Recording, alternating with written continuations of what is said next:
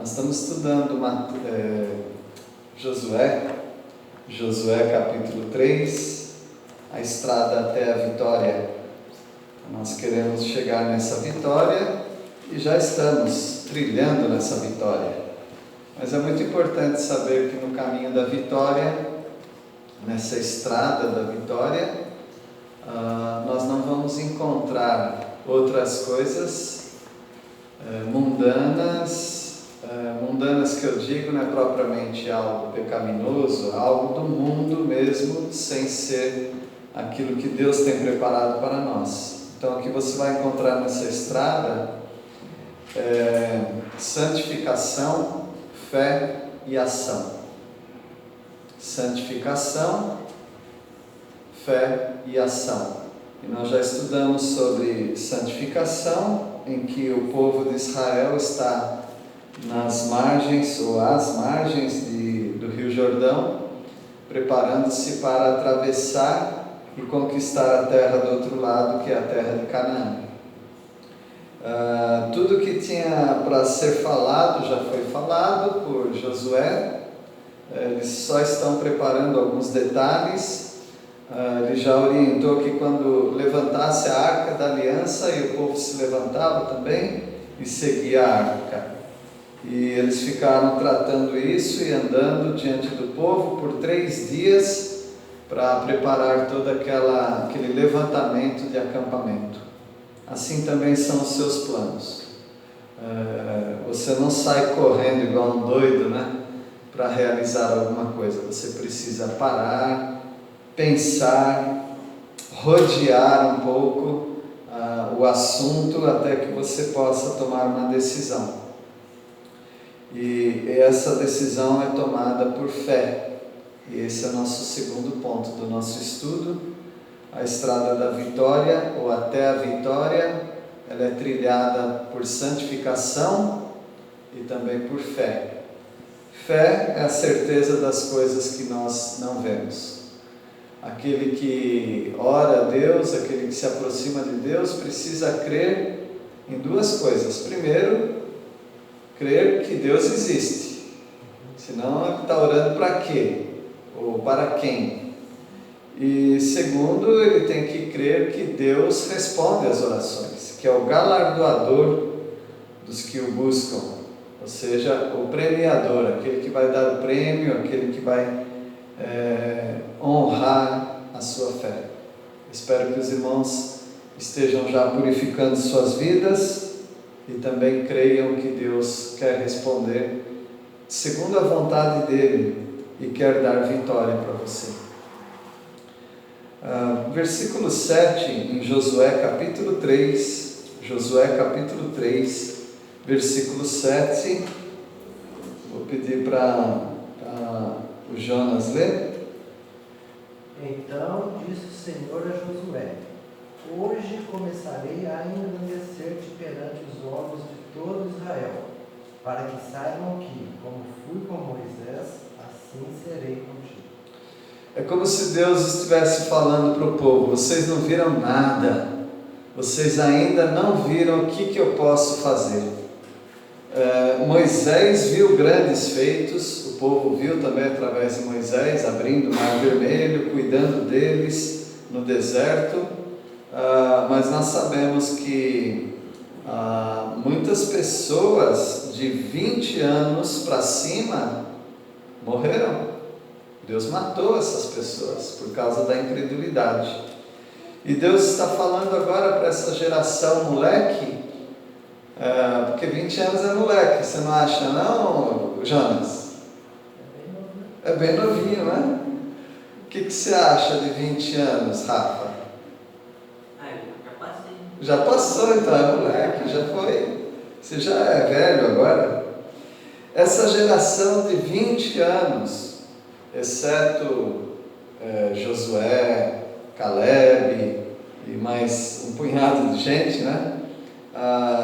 Esse pessoal vai entrar agora na terra. É capaz que o gado é mais velho do que esse povo, né? O gado que vai entrar em Israel, em Canaã. E Deus está dizendo: hoje eu vou começar uma grande obra entre vocês.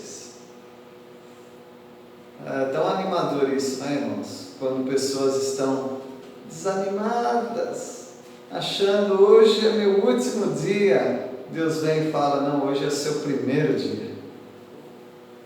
Hoje é a transformação da sua vida. Hoje é quando eu vou engrandecer você. É quando eu vou dar vitória para você, porque eu serei contigo. É o que diz o texto.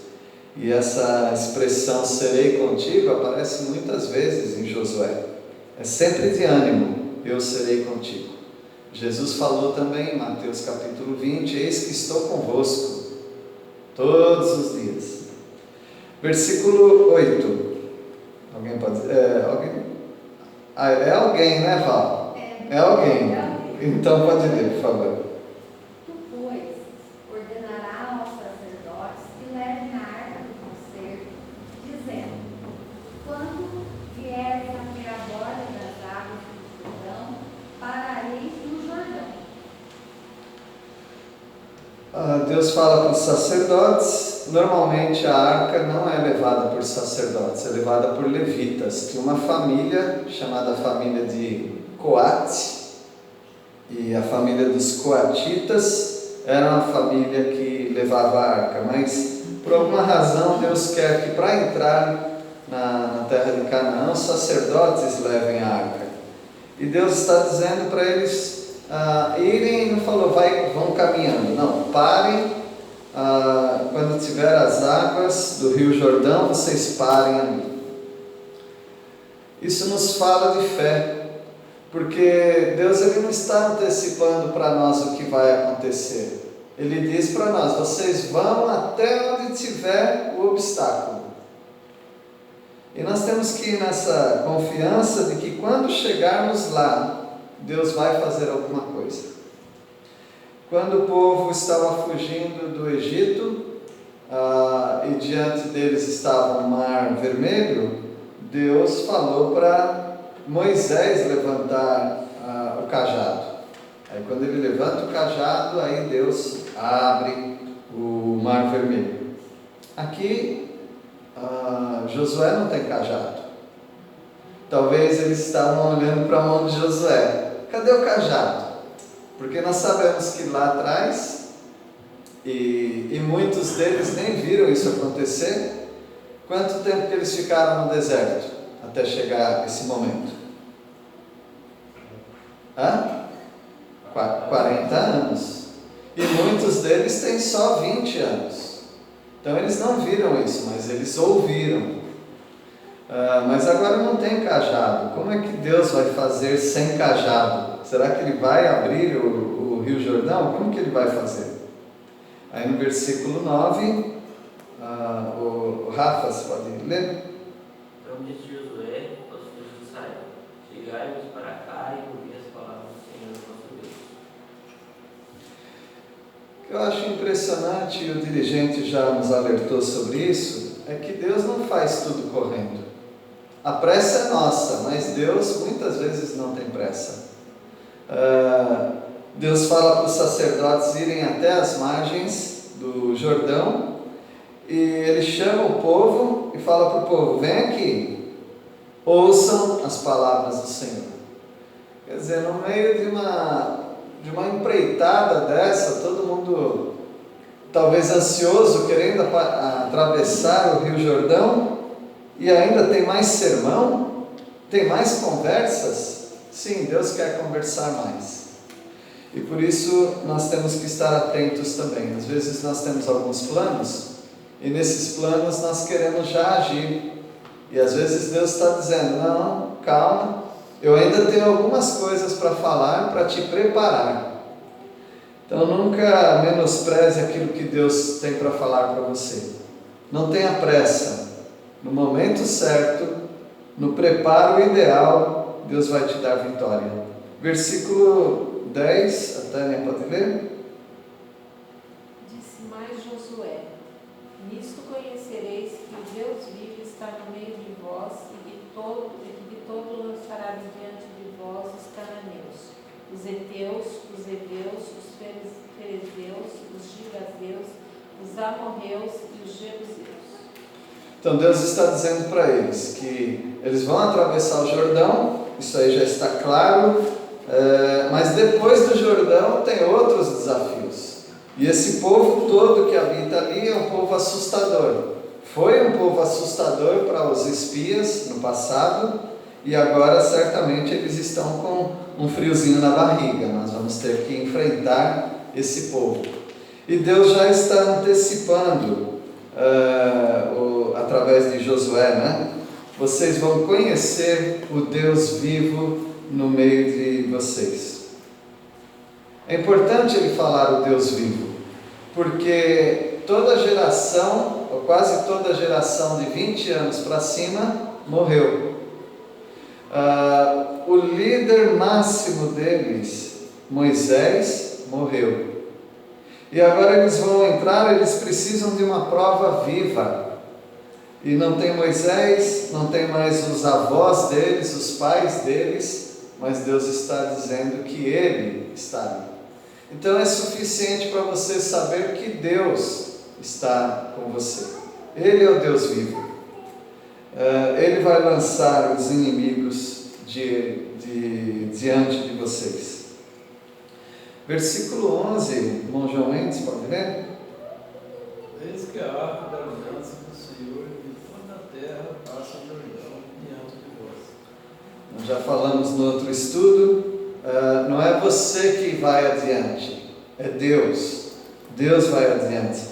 A arca da aliança simboliza a presença de Cristo Jesus, a presença de Deus.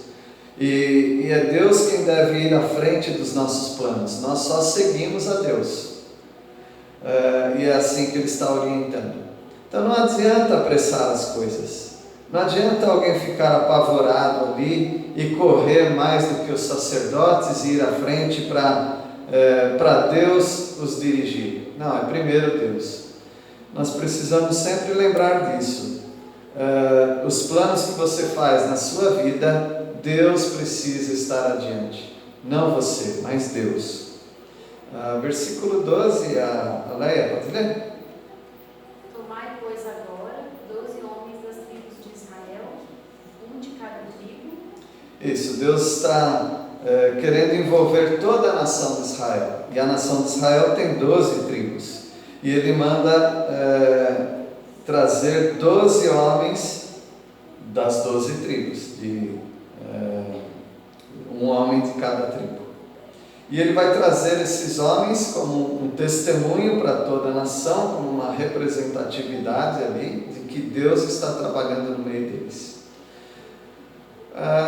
Graças a Deus que Deus tem levantado algumas pessoas. Algumas pessoas se desanimam muito fácil. E algumas pessoas são animadas demais. Nós precisamos de um equilíbrio. Eu acredito que Deus tem levantado homens e mulheres equilibrados para nos orientar, dar para nós uma firmeza de propósito. Não uma pessoa que fala, vai dar tudo certo, sem ter certeza de nada. Mas também não alguém que está desanimando todo mundo, vai dar errado. Não, mas uma pessoa que diz para o povo, nós vamos confiar em Deus e Deus vai nos dar a vitória. Nós precisamos sempre de pessoas assim. 12 homens são suficientes. Nós estamos falando de mais de 1 milhão de pessoas e Deus escolhe 12 homens. Nós somos muito ingênuos com as coisas de Deus.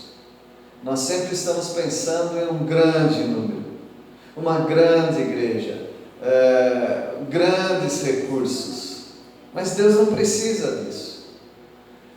Inclusive, quando Deus ia livrar o povo dos midianitas, Ele chama Gideão e ele faz um teste com os 10.000 soldados que apareceram ali, e Deus queria reduzir. E reduz, ele fala, não, ainda tem muita gente. E ele reduz para 300. E esses 300 iam dar a vitória para todo o povo de Israel. Então não fique muito impressionado com números. Nem quando o número é muito grande e nem quando o número é muito pequeno. Nunca fique impressionado se você tem muito dinheiro ou se você tem pouco dinheiro. Porque para Deus isso não faz diferença. E se alguma coisa fizer diferença em relação a números, Deus proporciona um equilíbrio. Se Ele achar que é muita gente, Ele tira alguns. Se Ele achar que é pouca gente, Ele coloca alguns. E assim Deus chama 12 homens.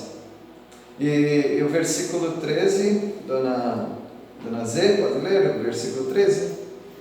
Porque há de acontecer que assim que as plantas dos pés dos sacerdotes que levam a arca do Senhor, o Senhor de toda a terra, pousem nas águas do Jordão, serão elas cortadas, a saber, as que vêm de cima, e se amontoarão. Deus escolhe um novo método agora em relação ao Mar Vermelho. Agora no Rio Jordão não tem vara, Deus simplesmente diz que eles têm que colocar joanete na água. Coloca o bicho de pé na água. Coloca a planta do pé na água. Aí eu vou cortar as águas. É assim que Deus vai fazer. Tanto o Mar Vermelho quanto o Rio Jordão, uma coisa com certeza tem que acontecer. Não é simplesmente abrir as águas. Se você pensar que só abrir as águas resolveu o assunto, não resolve. Porque uma água que se abre, você tem ali um lamaceiro. E não dá para andar com lamaceiro com gado. Eles afundam o pé, as patas, e eles atolam. Porque eles têm muito peso e aquilo fica no meio das pernas deles ou até o corpo deles. Então não dá para um monte de gente pisar no mesmo lugar de lama. Eles têm carroça certamente para levar também. Vai atolar tudo ali, não tem jeito. Então tanto no Mar Vermelho quanto agora no Rio Jordão, tem que abrir, mas tem que secar o caminho onde eles vão passar. E o nosso Deus é maravilhoso, porque se você pensar, como alguns falam, né? E já vou citar alguma coisa, o que aconteceu foi que as águas pararam lá em cima, e pararam mesmo. Pararam na cidade de Adã, que é mais ou menos uns 40, 50 quilômetros acima, e eles falaram que aquelas águas pararam por uma razão, já eu vou dizer para vocês, então aí o povo pôde passar. Então foi algo acidental das águas se desviarem e pararem. Isso não seria possível, porque não é simplesmente a ausência de água, mas um leito seco para que eles pudessem atravessar. Senão, eles não atravessam, não tem jeito. E Deus fala então que as águas serão cortadas e se amontoarão. A água que está indo para baixo resolveu, né? Vai para baixo. Mas a água que vem de cima, ela vai fazer um monte. Só que eles não vão ver. Me parece que o Mar Vermelho, até nós já vimos em figuras, em filmes até, com efeitos especiais, aqueles dois paredões. Até eu vi um filme uma vez, eu não me lembro qual, que aquele paredão eles viam baleias ali. Devia ser muito interessante, pelo menos peixes, né? Nadando como se fosse um grande aquário. Mas aqui eles não vão ver, porque essas águas, elas vão ser interrompidas a uns 50 quilômetros acima. Então eles não têm condições de ver. Eles simplesmente vão ver que as águas pararam de vir e que Deus secou o caminho. Versículo 14. ler? Tendo partido o povo das suas tendas para passar o Jordão, levantando os sacerdotes a arca da aliança diante do povo. Isso. Então o povo vai partir das suas tendas, levantou o acampamento, esse é o 42º acampamento que eles levantam. Durante toda essa viagem no deserto, e agora mais uma vez, 42 vezes eles levantam o acampamento, montam e levantam o acampamento. E agora eles estão prontos para caminhar. A arca da aliança está indo adiante do povo. Então, meus irmãos, o que nós vimos até agora é que essa estrada é uma estrada de fé. Confiar que Deus vai parar essas águas para o povo andar. Confiar que quando eles pisarem ali, Deus vai fazer com que essas águas parem de vir. Ou seja, vai descer o rio, como normalmente acontece, né? Mas essas águas vão parar. Fé, nós precisamos de fé. Tem algumas coisas que as pessoas chamam de fé, mas é caricatura de fé. Você sabe o que é caricatura, né? Essas pessoas que desenham muito bem, né? Que conseguem fazer caricatura. Elas desenham alguém e exageram o nariz, a cabeça, a orelha, alguma coisa assim. Elas sempre exageram. Então, a caricatura da fé é o que algumas pessoas têm feito também. Por exemplo, você já ouviu pessoas que nem acreditam na Bíblia, talvez nem acreditem em Deus, e elas falam: eu sou uma pessoa que tenho muita fé. Fé em quê? Isso é uma caricatura. Fé precisa ter um objeto. O objeto da fé tem que ser algo firme. Eu sento numa cadeira, eu tenho fé que essa cadeira vai me segurar. Não é a minha fé que vai me segurar, é o fato da cadeira ser firme. Você pode ter toda a fé do mundo, se a cadeira estiver bambeando, ela pode te derrubar no chão. Então não é a sua fé, mas em quem você deposita a sua fé. Então a fé não é um pensamento positivo. A fé também não é um desejo forte, uma determinação. Vai acontecer. Por que vai acontecer? Porque eu tenho fé que vai acontecer. Não faz diferença nenhuma você dizer que tem fé e vai acontecer aquilo. E fé também não é uma preocupação consigo mesmo. Eu creio que vai acontecer comigo, então vai acontecer. Então o mundo não gira em torno de você. Não é porque você quer ou você precisa que alguma coisa vai acontecer. A questão é se Deus quer que aconteça. Eu não vou simplesmente colocar a planta do pé no Rio Jordão e o Rio Jordão vai abrir. Isso vai acontecer porque Deus falou, mas não é porque você determinou que isso vai acontecer. Mas essa estrada de vitória, ela é de santificação, de fé e de ação. Eles se purificaram, eles creram e agora eles precisam agir, eles precisam ir. Então você precisa purificar sua vida para Jesus, você precisa crer que Deus tem o plano para a sua vida e você precisa agir conforme Ele mandar. Versículo 14, foi o que nós lemos, né? Tendo partido o povo das suas tendas para passar o Jordão, levando os sacerdotes a arca da aliança diante do povo. Versículo 15 agora. Joãozinho, pode ler?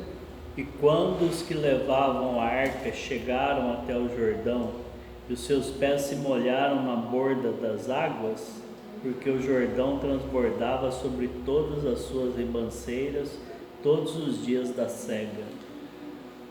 Tem época que o Jordão está com pouca água, e às vezes tem apenas 500 metros, 600 metros de leito, né, de água, mas às vezes ele está bem cheio, e fica mais de 1 quilômetro de largura. E agora esse rio ele estava cheio. E eles vão pisar ali e esse rio vai se abrir. as águas vão parar. Então é diferente do Mar Jordão, do Mar Jordão, do Mar Vermelho, né? Nós costumamos pensar que o que aconteceu com o Jordão foi a mesma coisa que aconteceu com o mar. O mar não tem um leito, vocês sabem disso, né? É uma bacia. É verdade que os estudiosos dizem que existem caminhos do mar. Por baixo do mar tem correntezas, tem estradas debaixo do mar com correnteza, mas isso é imperceptível para nós. Mas um rio, por exemplo, o rio Mogi, todo mundo já sabe, nós, né, da nossa região, todo mundo já sabe para onde que vai esse rio. Esse rio ele está indo em direção a Itapira, Mojimirim, ou ele está indo em direção a Pouso Alegre? Respondam para mim. Passa lá em Pitangeiras. Passa lá. Ele está... para ficar mais fácil, ele está indo para oeste ou está indo para leste? Minha esposa não gosta que eu falo leste e oeste. Pois é, o rio Mogi, ele está saindo do leste e está indo para oeste. Então ele está vindo da direção de Pouso Alegre e está indo em direção a Mogi Mirim. Então esse é o leito. Você sabe que ele está correndo para lá. O mar não tem para baixo ou para cima, não existe isso no mar. Ele é uma bacia com água. Então o que Deus fez com o Mar Vermelho, ele dividiu as águas. No Rio Jordão ele fez diferente. Ele 50 quilômetros para cima, por exemplo, aqui é Jacutinga, vamos dizer que lá em Borda da Mata Deus manda o Mogi parar. O que vai acontecer? Essa água aqui vai embora e vai ficar sem água então esse local. Foi o que Deus fez. Veja aqui o versículo 16. A Idene pode ler? Pararam-se as águas que vinham de cima, levantaram-se num montão, muito longe da cidade de Adã, que fica ao lado de Sartã. E as que desciam ao mar da Arabá, que é o mar salgado, foram de todo cortadas, então passou o povo defronte de Jericó. Meus irmãos, nós só sabemos disso porque Deus falou. Eles não viram isso acontecer. Eles ficam sabendo que essas águas pararam muito longe da cidade de Adã. Então, conforme a geografia bíblica, eles ficam uns 40, 50 quilômetros para cima do leito do rio. E as que desciam do Mar Arabá, que é o Mar Salgado, ou seja, o Rio Jordão começa no Mar da Galileia, norte, e ele vai até o Mar Morto, que é também chamado Mar Salgado, que é ao sul. Então essas águas foram cortadas. O que descia, desceu, e as águas de cima pararam. O que eu ia falar para vocês aqui, duas vezes aconteceram um fenômeno parecido. Em 1260, mais ou menos, houve um terremoto na Terra Santa, que eles chamavam, na época das Cruzadas, e esse terremoto então abriu a terra e o leito do rio ele se desviou, ele foi para baixo, e aí o rio secou, ele não continuaram aquelas águas. E há relatos também mais próximos, em 1927 aconteceu a mesma coisa, um terremoto ali, e aquele terremoto abriu a terra e a água do Jordão entrou por ali e tomou outros rumos. Então já aconteceram duas vezes, e alguns eles estão tentando colocar esses dois acontecimentos históricos como a explicação para o que aconteceu aqui, mas nós não acreditamos nisso. Nós acreditamos como Deus falou. Deus falou que Ele para as águas lá em cima e as águas são cortadas. Não tem nada de terremoto, Deus teria falado isso. Então não é simplesmente algo que aconteceu na natureza e o povo deu sorte. Não, meus irmãos, não dá para ser um terremoto, porque o povo está se preparando para que aconteça. Ninguém pode dizer daqui alguns minutos vai acontecer um terremoto. Não. O povo está se preparando e Deus já disse que ia cortar essas águas. E Deus faz isso. Além do fato daquilo que já falamos. Não é simplesmente parar de vir água no rio. É o leito do rio se secar para que o povo possa atravessar ali. E foi isso que aconteceu. E o versículo 17. Jonas, pode ler? Porém, os sacerdotes que levavam a arca da aliança do Senhor pararam firmes no meio do Jordão, e todo Israel passou a pé enxuto, atravessando o Jordão. Nunca esqueçam desse detalhe. O povo passou a pé enxuto, ou seja, não havia lamaçal ali. Eles passaram numa boa, né? Tranquilos. Os sacerdotes pararam ali no meio do Jordão. Essa é uma liderança. Deus quer essa liderança, acompanhando o povo, e agora não acompanhando, mas conduzindo, chegando lá no meio e esperando o povo. É isso que Deus quer. Deus quer isso na sua família, Deus quer isso na sua igreja também, com líderes assim. Então é uma bênção esse texto, saber que nós estamos na mesma estrada que eles, uma estrada de santificação, uma estrada de fé e uma estrada de ação. Falando em ação, tem alguns impulsos que você precisa ter na sua vida cristã. Alguém precisa te empurrar, concorda? Eu preciso ser empurrado por alguém. Eu preciso ter uma motivação. E Deus vai usar pessoas para fazerem isso. Hoje no nosso grupo foi falado de uma pessoa que está sofrendo. Essa pessoa precisa de um impulso. E ela já recebeu hoje um impulso. Porque nós oramos e nesse momento o Espírito Santo já está dando um empurrão para ela. Nós cremos nisso. Nós cremos que uma pessoa não precisa estar do nosso lado para receber um incentivo.